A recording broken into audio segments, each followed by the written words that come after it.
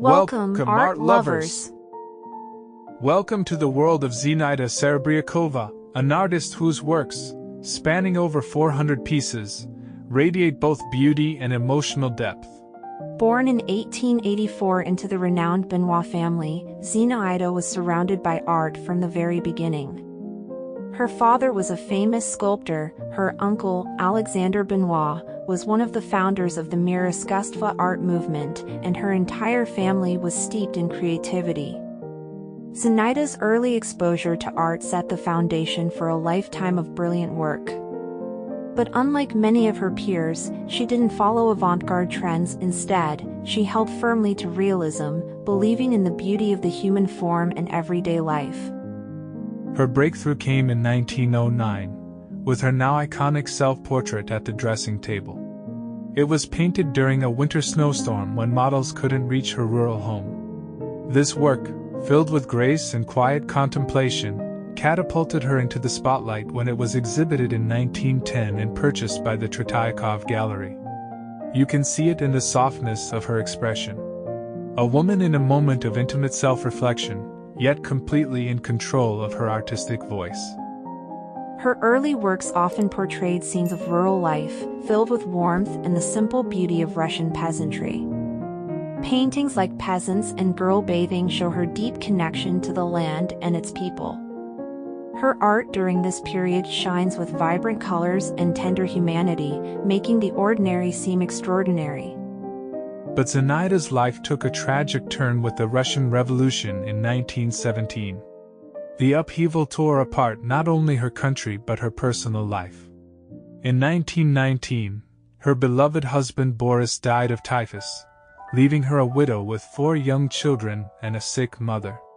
Their estate was looted, and Zinaida, once surrounded by luxury, now struggled to feed her family.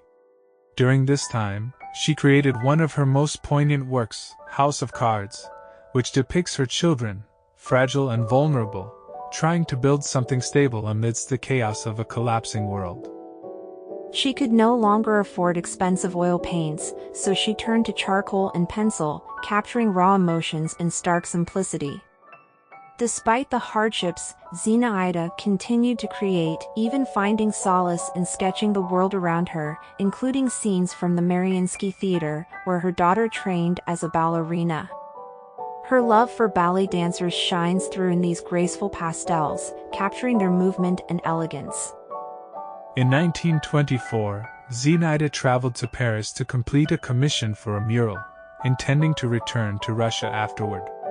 But fate intervened, and she never returned. Separated from her homeland, she faced another heartbreak, being unable to reunite with 2 of her children, whom she wouldn't see for decades. Paris, however, became a new chapter in her life. She found inspiration in the vibrant culture around her and the exoticism of new lands. Her travels to Morocco in 1928 and 1930 ignited a new spark in her work. She was captivated by the colors and textures of North Africa. Over 130 portraits and landscapes poured from her brush during these trips, but Zinaida faced challenges here. Too many locals refused to pose for her, forcing her to sketch quickly, sometimes relying on memory. Yet, her Moroccan paintings, with their rich hues and exotic subjects, remain some of the most vibrant works of her career. In the 1930s, she also focused on Breton fishermen, creating another fascinating series of portraits that showcased her continued love for ordinary people and their stories. Whether she was painting the Arab women of Morocco or the hardworking peasants of Russia, Zinaida always infused her work with a deep sense of empathy and humanity. It wasn't until the 1960s, during the Khrushchev thaw, that Zinaida was finally able to reconnect with her family in the Soviet Union. Her work, long ignored by the Soviet art establishment, was finally recognized and celebrated. In 1966, her first major exhibition in Moscow was a huge success, drawing comparisons to Botticelli and Renoir.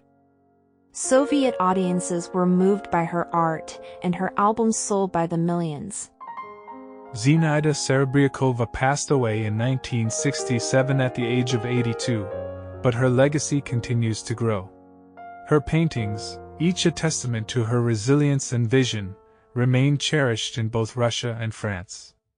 As you view these 416 masterpieces, you'll not only see an artist's evolution, but the unbreakable spirit of a woman who found beauty even in life's most difficult moments.